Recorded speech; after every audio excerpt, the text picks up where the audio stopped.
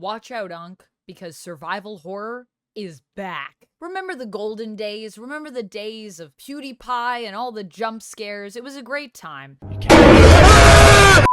But since then, survival horror has kind of gotten a little bit weird here and there. Sometimes I'm just asking myself, what is even happening right now? However, it feels like we are now about to re-enter a new golden age for this genre when it comes to gaming, and I am so excited to get back to some of the most peak survival horror around. Not only do we have a new Resident Evil coming with Resident Evil 9 Requiem, but we also have a new Silent Hill coming with Silent Hill F, which I'm very excited about as well. And we've even got a completely new game, something that's totally fresh, and that is Kronos: The New Dawn. All of these games are going to be, I think, completely changing the scene when it comes to our expectations for horror, when it comes to redefining the genre of gaming, and I think they're just going to be elevating it a lot. And there's a lot of reasons that I say this. So let's get into some of the reasons why I am so psyched right now, and I cannot hold myself back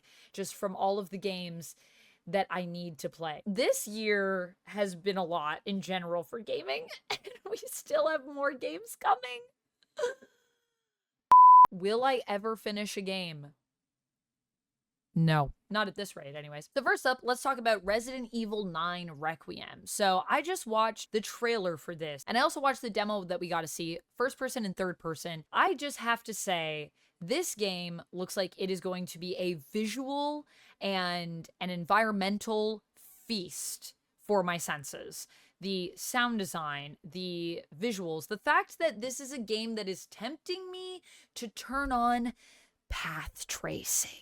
If you know me as a gamer, then you may already know this, but for anyone that's new to the channel, I am the person that really does not like ray tracing normally in games. And the reason why I don't love it is because I just find it adds a lot of demand onto systems that's not necessary. And I've always said graphics aren't really as important in a game as a lot of gamers would have you believe. After all, we've seen a huge return when it comes to sort of smaller games in the indie scene, and a lot of those aren't necessarily about having like the most like realistic graphics. So I think there is a lot of potential to have amazing games without needing the graphics to be so accurate, so realistic, so insanely overdone. However, when it comes to this genre, when it comes to survival horror, one of the things that makes the genre really sing, I think, is if the visuals are extremely compelling. Now, it doesn't have to be realistic, but I think in the case of Resident Evil 9, these graphics just look so real and so twisted, it's going to be insane. And part of that is actually the light in these environments, the light and lack of light, shadows. There is a horse statue in the demo that I thought was a monster. I saw that statue and I was like, I'm scared to even go towards that thing.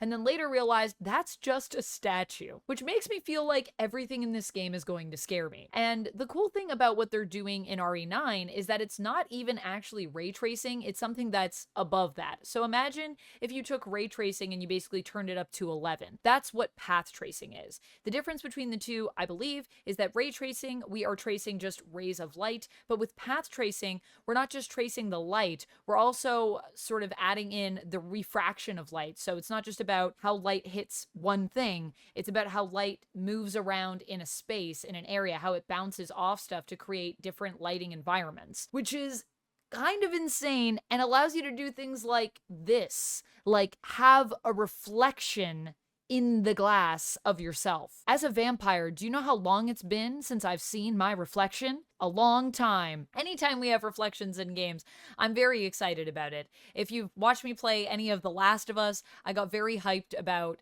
the fact that there are reflections in the, remade version of The Last of Us, which I don't know if they were there in the original Last of Us, but I just love reflections because it is a lot of work for people to create in a game, and so I appreciate when people put in the time and effort to allow me to see my character reflected in glass or in mirrors or in any surfaces, really. I think that's really cool, especially if you're in a first-person perspective.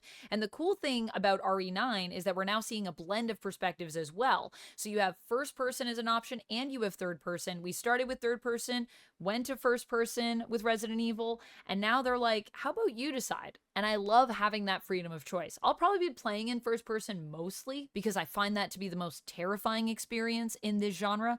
But I love that you have different options because there are different scenarios where you might want to even switch, you know? The other thing that I love about Resident Evil and where we're headed with this game is that the story seems really compelling. The character seems super interesting. I love that we're following Grace, this completely new character who's really being thrown into this. And there's a lot, it feels, of her own fears that she's going to have to be overcoming and facing. And I can't wait to explore that more, as well as explore the mystery of sort of her origin and what happened with her mom. This monster that we see in it, there's like a giant monster we've seen in the trailers, in the demo. And I've decided to dub her Mother for now because I don't know where my mom is as Grace. So I've decided maybe this monster could be my mom, you know?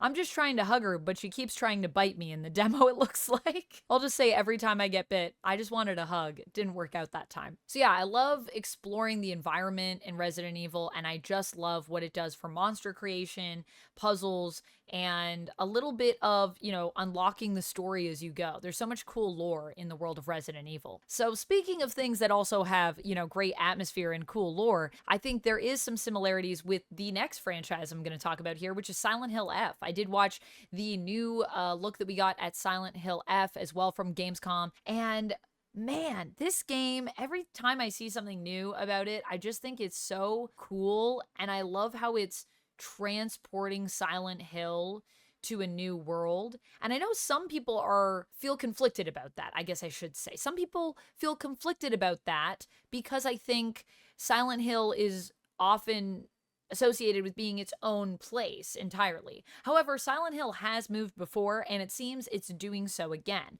And what I really love about this game is that this game seems like a mystery in the sense of you just really have no idea what's going on here. Like, we're going to really be thrown in the deep end, which is something that always happens with Silent Hill. They're so weird, these games, and they're so disturbing in that way because there's an unsettling nature that sits like deep in your gut. And every visual I've seen from Silent Hill F so far, and even the gameplay, feels like it really taps into that core fear that Silent Hill is so good at worming its way into inside of you. It's horrific. I also love that we're getting such a different protagonist this time around. You know, we're getting this Hanako, who I feel like there's just so much going on beneath the surface with this character, and we're really going to kind of explore this idea of the masks that people wear, which also is a very Japanese concept, but speaks, I think, to everyone. We all sort of hide things within ourselves because to put everything out there is just to be too vulnerable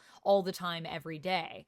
And I'm very curious to see what's going on with Hanako as we get to know her more and what happened with her friends. It looks like maybe we did something bad as Hanako, but is that also just Silent Hill, you know, manifesting our own feelings of guilt?